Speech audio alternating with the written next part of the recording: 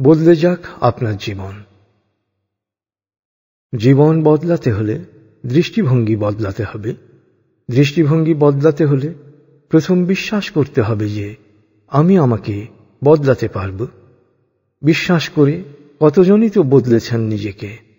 জন্মেছেন দরিদ্র পরিবারে, বেড়ে উঠেছেন অযত্ন অবহেলায়, পরিণত জীবনে হয়েছেন খ্যাতিমান, ক্ষমতাবান।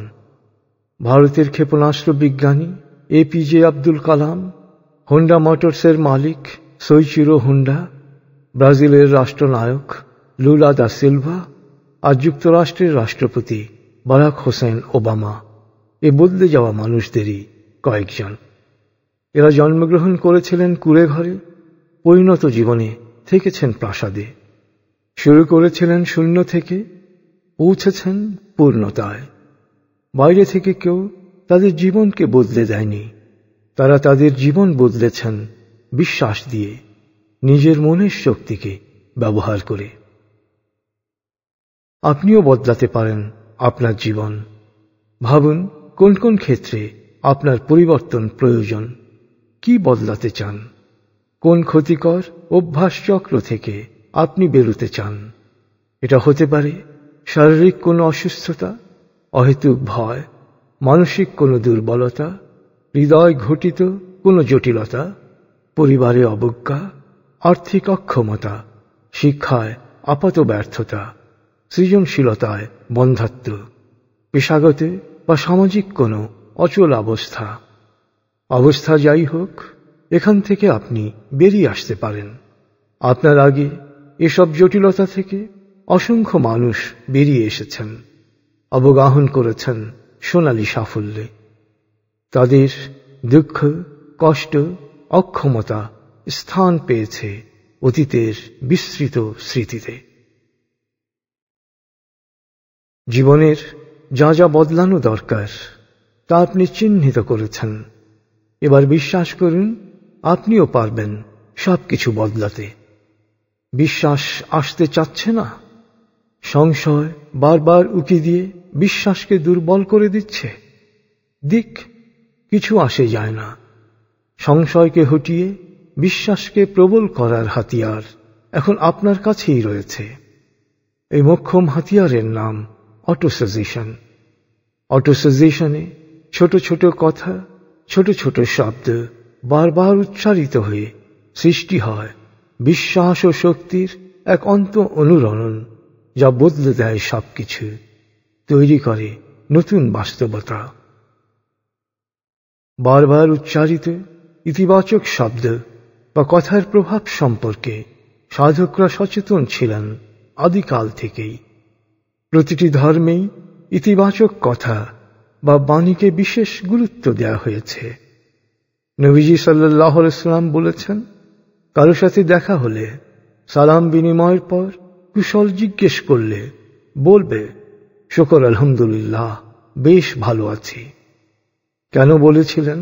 বললে কি হবে, না বললে কি ক্ষতি, এসব আমরা 1000 বছর ধরেও বৈজ্ঞানিকভাবে বুঝিনি। 20 শতকের শুরুতে মনোবিজ্ঞানীরা এই ভালো আছি বলার গুরুত্ব বুঝতে শুরু করলেন। ফরাসি মনোবিজ্ঞানী ডক্টর এমিল কুয়ে বাস্তব গবেষণায় দেখলেন, ভালো কথা বারবার বললে ভালো জিনিসগুলোই তার দিকে আকৃষ্ট হয়, সে ভালো হতে থাকে। তিনি তার ক্লিনিকে রোগমুক্তির জন্য প্রয়োগ করলেন অটোসাজেশন। 1910 থেকে 1926 সাল পর্যন্ত মাইগ্রেন, মাথা ব্যথা, বাত ব্যথা, অ্যাজমা, প্যারালাইসিস, তোতলামি, টিউমার, গ্যাস্ট্রিক, আলসার, অনিদ্রা থেকে হাজার হাজার মানুষকে ভালো করেছেন এই অটোসাজেশন প্রয়োগ করে। তার এই নিরাময় প্রক্রিয়ায় রোগীকে কিছুদিন সকালে ও বিকেলে একাগ্র মনোযোগ দিয়ে 20 বার বলতে হতো, day by day, in every way, I am getting better and better.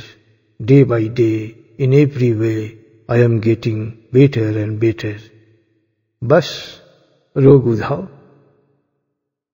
বাংলাদেশে ফলিত মনোবিজ্ঞানের পথিকৃৎ প্রফেসর এম ইউ আহমেদ নিজের ওপর এই অটোসাজেশন প্রথম প্রয়োগ করেন 1934 সালে। প্যারাটাইফয়েডে আক্রান্ত হয়ে 4 মাস ঢাকার মিটফোর্ড হাসপাতালে থাকার পর ডাক্তাররা তার বাঁচার আশা বাদ দিয়ে তাকে বাড়ি নিয়ে যেতে বলেন। বজরা নৌকা করে বরিশালে গ্রামের বাড়িতে নিয়ে যাওয়া হচ্ছিল তাকে। বুড়িগঙ্গায় নৌকায় উঠেই তিনি ভেতর থেকে বাঁচার মন্ত্র পেলেন। অন্তর থেকেই বারবার বলতে লাগলেন, আমি বাঁচতে চাই, আমি বাঁচব, আমি বাঁচতে চাই, আমি বাঁচব। তিনি সুস্থ হয়ে উঠলেন। একই প্রক্রিয়ায় 1973 সালেও 64 বছর বয়সে ক্লিনিক্যালি ডেড অবস্থা থেকে বেঁচে ওঠেন তিনি। প্রফেসর এমিউ আহমেদ শুধু নিজের ওপরই অটোসাজেশন প্রয়োগ করেননি, তার প্রবর্তিত মেডিস্টিক সাইকোথেরাপি প্রক্রিয়ায় অটোসাজেশন দিয়ে হাজার হাজার রোগী বিভিন্ন জটিল ব্যাধি থেকে মুক্তি পেয়েছেন বিস্ময়করভাবে। মনোদৈহিক রোগ নিরাময়ে প্রফেসর এমিউ আহমেদ অত্যন্ত সফলভাবে অটোসাজেশন প্রয়োগ করেন 3 দশক ধরে। 1993 সাল থেকে বাংলাদেশে কোয়ান্টাম মেথড কোর্স করে রোগমুক্ত হয়েছেন এমন মানুষ এখন হয়তো আপনার আশেপাশেই আছেন। মাইগ্রেন নিয়ে এসেছিলেন, কিন্তু মাইগ্রেনকে আর বাসায় ফেরত নিতে পারেননি। মাইগ্রেন উধাও হয়ে গেছে ক্লাসরুম থেকেই। 2টি ক্রাচ নিয়ে কোনো রকমে খোঁড়াতে খোঁড়াতে এসেছিলেন, ক্রাচ ছাড়াই হেঁটে বেরিয়ে গিয়েছেন। হুইল চেয়ারে করে এসেছিলেন, ভেবেছিলেন কোনোদিন আর হাঁটতে পারবেন না। ক্লাসের 2য় দিন কারো সাহায্য ছাড়াই হেঁটেছেন। ডাক্তার বারণ করে দিয়েছেন কোনোদিন রুকু সেজদা দিয়ে নামাজ পড়বেন না, হাঁটা চলাফেরা করবেন না, এমনকি বেশিক্ষণ দাঁড়িয়ে থাকবেন না। ক্লাস শেষে তিনি এখন রুকু সেজদা দিয়ে নামাজ পড়ছেন, সিঁড়ি বেয়ে বাসায় উঠছেন, পাহাড়ে উঠছেন অবলীলায়, যেন তার কোনোদিন কোনো অসুবিধাই ছিল না। কোয়ান্টাম চর্চা করে দীর্ঘদিন পর রুকু সেজদা দিয়ে নামাজ পড়েছেন এমন নারী পুরুষের সংখ্যা অগুন্তি। বছরের পর বছর ঘুমাননি, এমনকি ওষুধ খেয়েও ঘুমাতে পারতেন না। ক্লাস থেকে বাসায় গিয়েই বিছানায় শুয়ে ঘুমিয়ে পড়েছেন।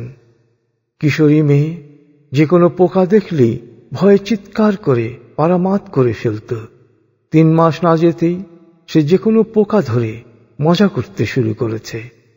মৃত্যু ভয়ে ভীত হয়ে ঘরের বাইরে যিনি বেরোতে চাইতেন না, তিনি দিব্যি বিদেশে ঘুরে এসেছেন একা একা। ডাক্তার বলেছিলেন এসি রুমে 4 দিন থাকলে মৃত্যু নিশ্চিত, ইনহেলারেও কাজ হবে না।